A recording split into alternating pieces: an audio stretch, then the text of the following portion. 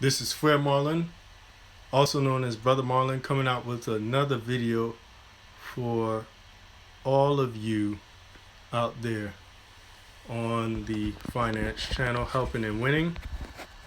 And today we'll be talking about step number 3 on Marlin's Money Mondays. Step number 3. So what is step number 3? Step number 3 is to have an emergency fund, not emergency fund, excuse me. Step number 3 is to pay off debt, excuse me. It is to pay off debt. Last week we talked about emergency fund, but paying off debt. And we'll go into some illustrations of it. But before we do that, there's an article that I found, and I'll put it in the comment section later after the video. But the article was talking about household debt in America. And the article was, it says, Americans are more in debt than ever. So these are said by experts, says money disorders may be to blame. So Americans are in debt more than ever. And that's something that's very sad to see, that many Americans being in debt more than ever. More than ever, Americans are in debt. So let's see why Americans are in debt. It says the average American household has $38,000 in debt. And this is talking about consumer debt. It's not including a mortgage or it's not including the mortgage, but it's talking about consumer debt. It could be credit card debt. It could be student loans. It could be a lot of other types of debt, personal loans. Those are all considered debt. And many households, many American households, have this type of debt. And this is not beneficial for them. But we'll go ahead and we'll break down, we'll read it, and we'll even give an illustration about debt, and also talk about what we have found on our end regarding debt on this channel, helping and winning. So I do thank you all who have joined the live stream. Thank you all who have subscribed to the channel. Thank you all who have shared the video out. There have been a lot of people sharing out the video, so thank you all that have shared the video out. It is truly appreciated, the sharing of the video and just being a part. So on this video, or in the helping and winning channel, we talk about debt. It goes on. It says Brad Klontz, he's author over Mind Over Money. It's a book called Mind Over Money. He says that the money disorders is an umbrella term for recurring and self-defeating issues that people have with money. According to Klontz, money disorders are often the results of underlying psychological issues like anxiety, depression, or trauma. He says that treatment requires that people think about their behaviors and feelings towards money. And that's important. When you think about your behaviors and feelings towards money, it's very important, because you don't want to have any type of behavior or any type of attitude towards money. You want to have a set goals in mind. You want to have plans. When it comes to money, you want to be able to have everything organized. Because the worst thing you could have is an unstructured and unorganized system that will lead to a headache. So that's why we go back to step number 1, which is budgeting, creating a budget. And here's the reason why step number 1 is important. You have a system that is organized, and you are telling your money what to do. You are telling your money what to do, where to go. Hey, this is where you go. This is what you do. This is why I have the money for it to be able to do this, for it to be able to be managed in such a way, so to be able to handled in such a way. So in this video, we'll talk about debt, paying off debt, and what's the best method of paying off debt as well. So in the step paying off debt, I always say that paying off debt from smallest to largest is best. Paying off debt from smallest to largest is the best. And here's why. Once you pay off the small debt, it's like you have accomplished a goal. It's like you have a goal set and you start with the smallest one. And, some people call it, a debt snowball. Some people have other terminologies for it. But, in the end, it's paying off debt from smallest to largest. And this method has been known to be very, very effective, because as you're paying off the debt, you're accomplishing goals. So I was just looking up an article here that I was pulling up here on NerdWallet, and it pretty much, they said that you have to make a budget to see how much extra money you can put towards your monthly debt. So see, if you don't have a budget, you don't know how much money you may have left over after paying all your bills and taking care of your regular monthly expenses. But if you do have that system set, then there's nothing to worry about, because you already had that system in place. So this is why I see that it is important that you pay off your debt, or that you have a budget, then pay off your debt after putting step number 2, which is $1,000 into the small emergency fund. But what they would talk about in the NerdWallet, to go back to it, it says that they call it a debt snowball strategy.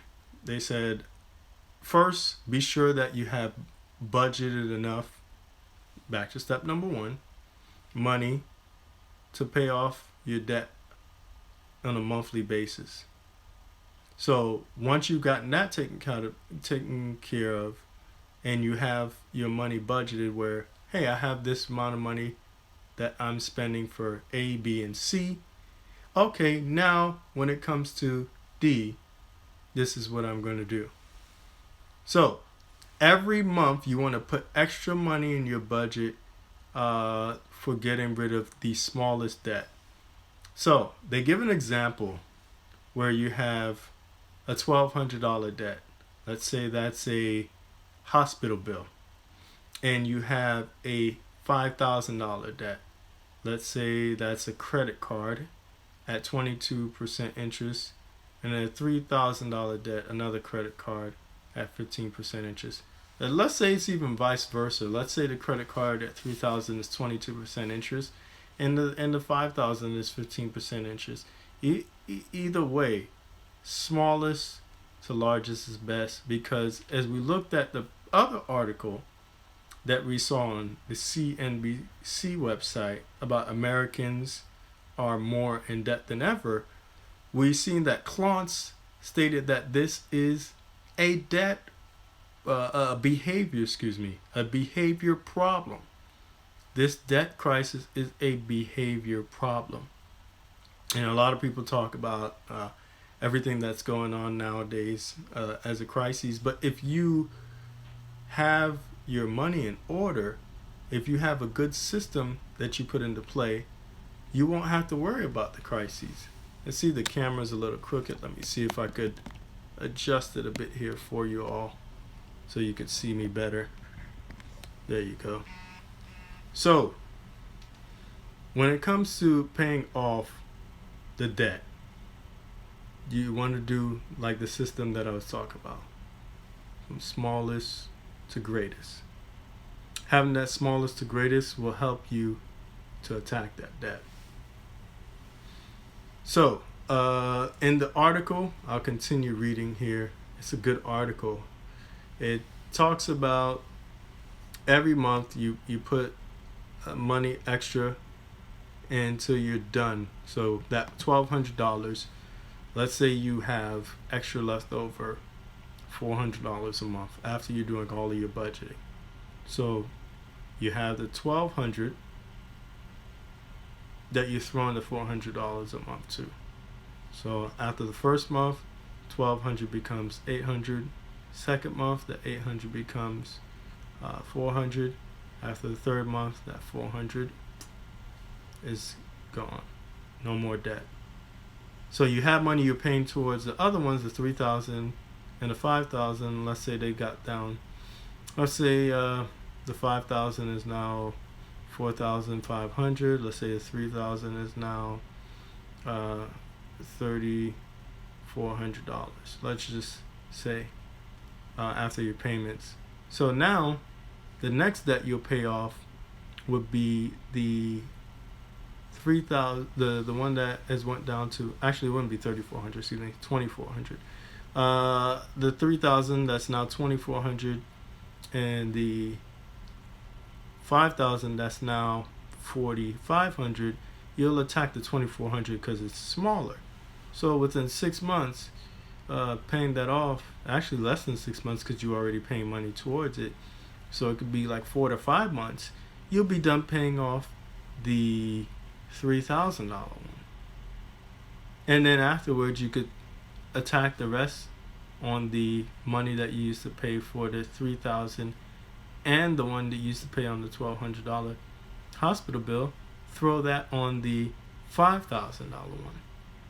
And that is taken care of after, let's say it takes about a little over or even under a year's time, because you paid it consistently and you follow that system. You've gotten rid of all that debt, which will lead you to next week's video, which will talk about a larger emergency fund, different from the one that you have, which will be the emergency fund that is $1,000. You grow that up now as a larger emergency fund, which is 3 to 6 months of expenses.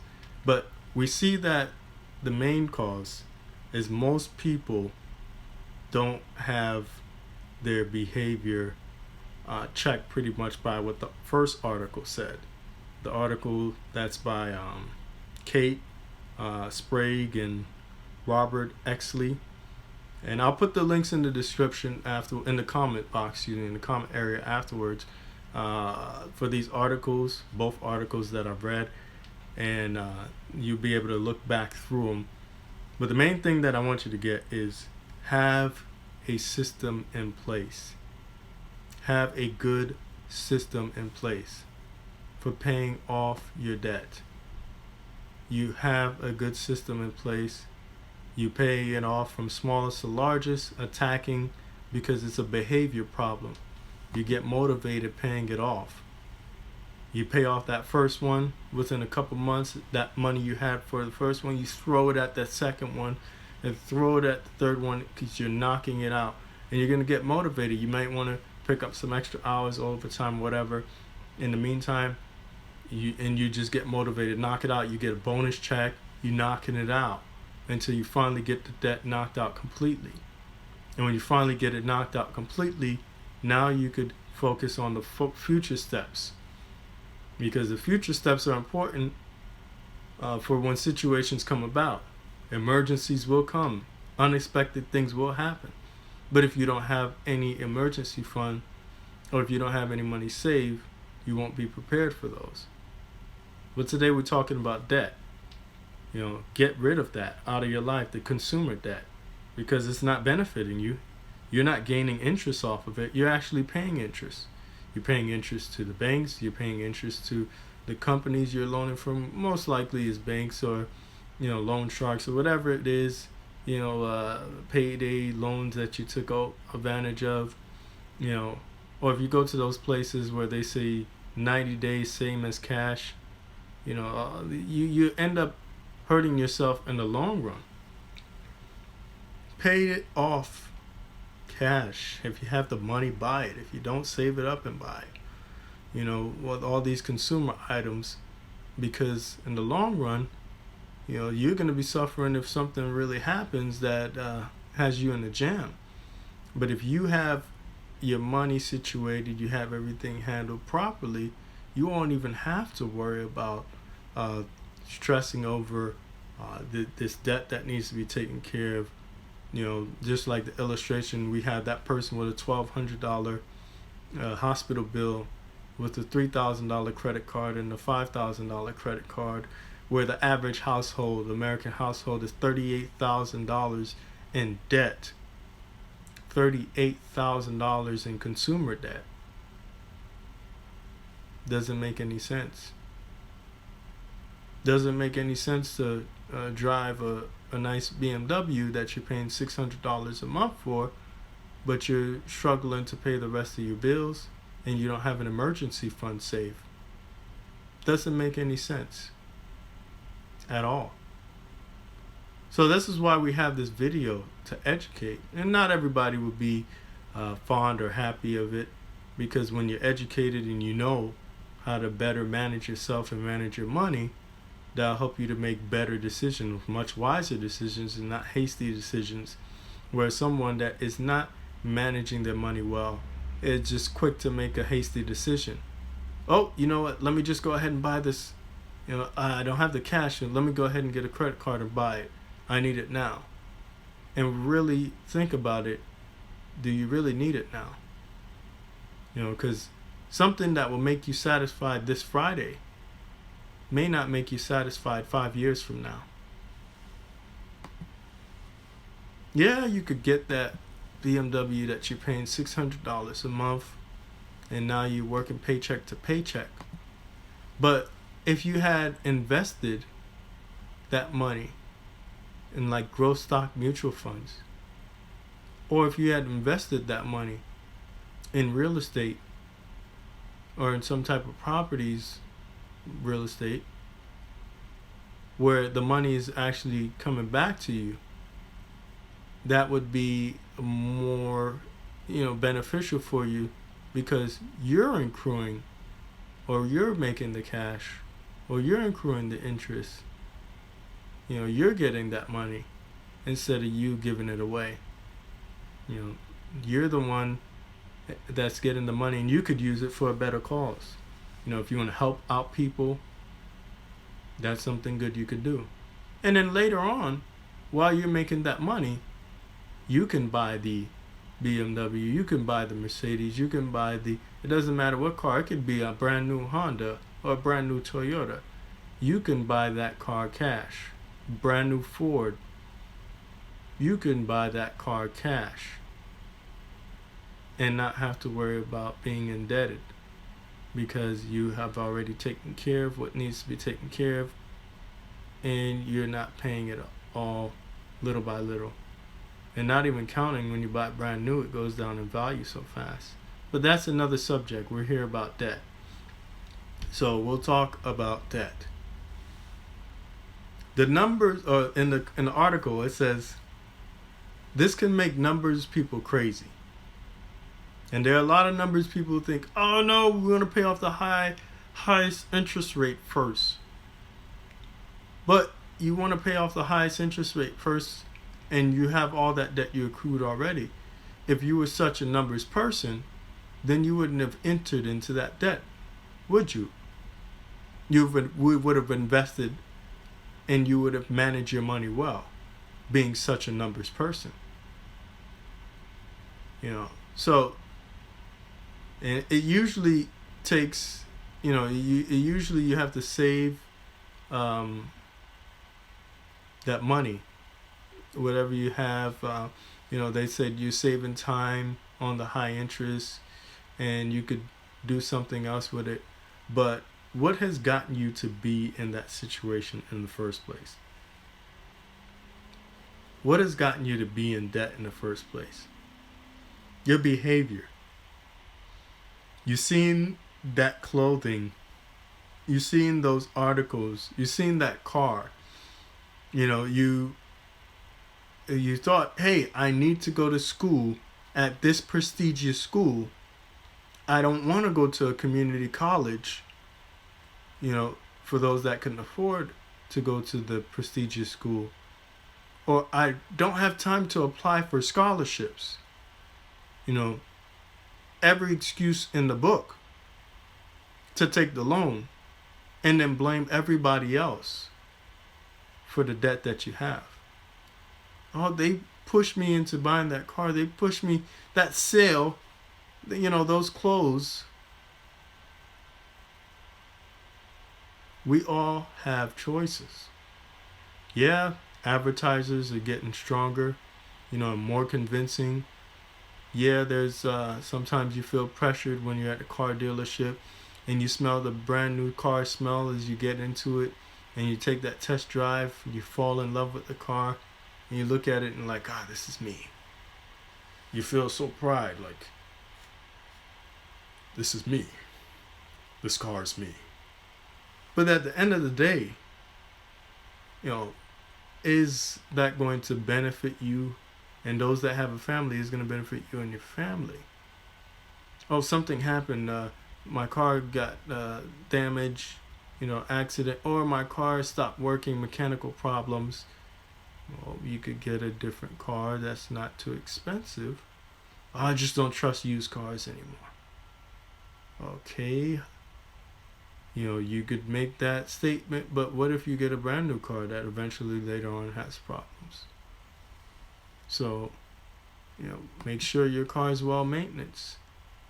Make sure you get a car. If you have a good friend that's a mechanic friend or somebody, maybe you might not have a friend, but you may have a friend of a friend of a friend that could help you when it comes to choosing cars. If you're bad at choosing cars in the past and you just don't want to choose a bad car again, yeah, go look for some advice so you don't keep making the same mistakes, of course. Who wants to keep buying bad cars?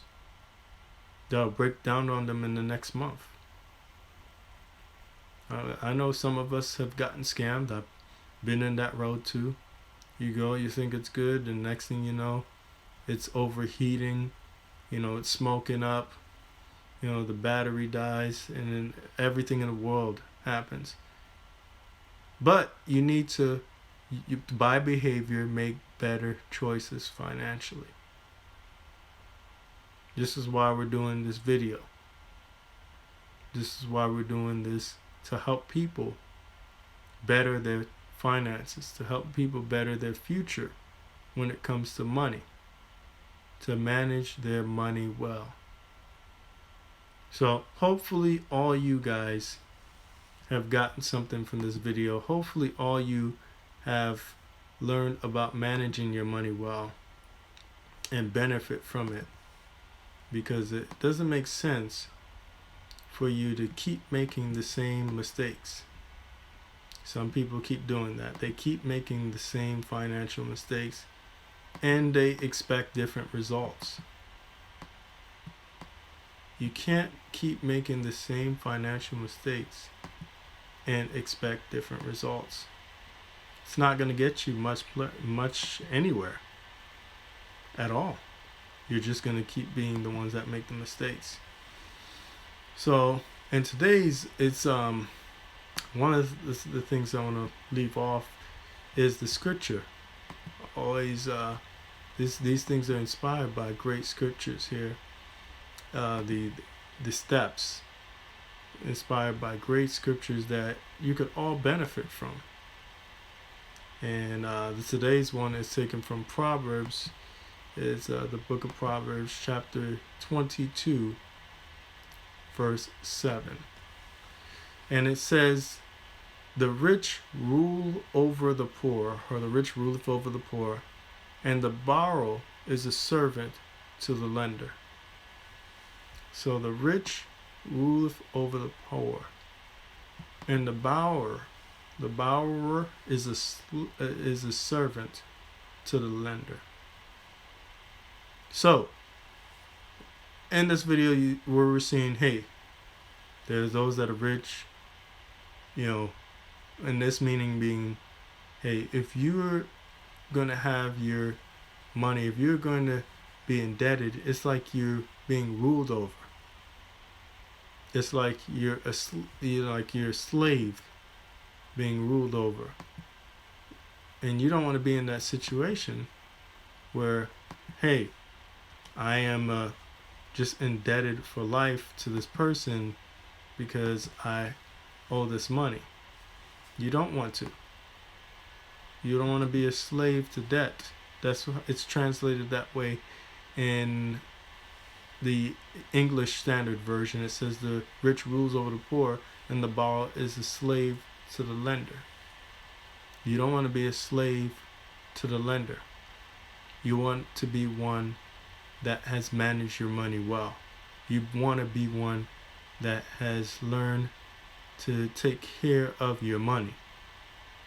And if you manage your money well, you will be glad at the end result when you can be able to, hey, help somebody else, take a vacation, take care of your future. If you have children, help them out, and be able to live better for yourself and your family. So hopefully those that are watching this video share it with somebody. Those that are watching this video could be able to learn something and to benefit from it, because it will help in a great way for those that want to manage their money right. And this Marlon's Money Mondays, I'll keep it up as long as those of you that want to learn more about money. I think about doing it again in September. Every Monday, there'll be one Monday I'm off. I'll put the schedule. I'll be on vacation that Monday. But for most Mondays in the month of September, I'll just continue the series here on the steps. So today was step number 3, which is paying off debt. Paying off debt. And not only paying off debt, but paying it off in the best system possible. Hey, from smallest to largest. You knock out that first debt, you're motivated to knock out the second debt, you knock out the second debt, you're even more motivated to knock out the third debt, and you just keep knocking it out until you get to that last debt, and you give it that big punch and knock it out completely, and you have no more debt. So this video, this channel, which is about helping and winning, is about helping and winning for you all that are watching, so you all could benefit from it, so you all could learn from it, so you all can grow, and so you all can help and provide for your families. So I do thank you again.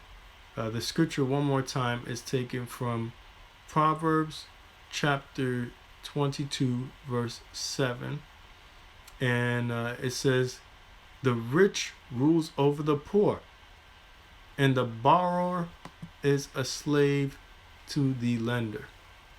So let us not be as in this sense, the poor that is the borrower being slaves to the lender. But let us instead get a budget in place. Let us save up that small emergency fund of $1,000, and let us go ahead and pay off that. Because when you have that small emergency fund of $1,000, something happens, you stop paying the debt. You use the emergency fund to handle the situation, and then you replenish the emergency fund to $1,000, and you continue to pay the debt after you've handled that situation and replenish the $1,000. So smallest to largest, paying off your debt. Have that as after you've started a budget and you have that $1,000 small emergency fund. So thank you all that took the time to watch the video. I will see y'all next week. And if anyone in here is speak Creole, à 8h, n'a fait l'argent lundi avec Frère Marlon. Merci.